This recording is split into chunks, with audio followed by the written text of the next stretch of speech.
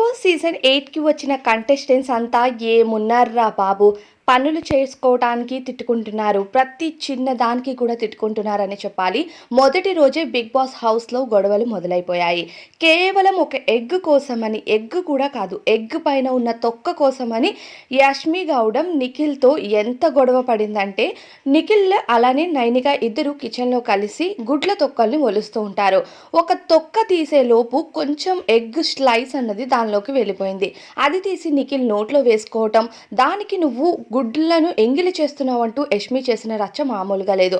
అలవాట్లో పొరపాటుగా నోట్లో వేసుకున్నాను, దీన్ని పెద్ద రచ్చ చేయకు, వదిలేయని నిఖిల్ ఎంతగా చెప్తున్నా సరే యష్మి గౌడ అస్సలు పట్టించుకోవట్లేదు.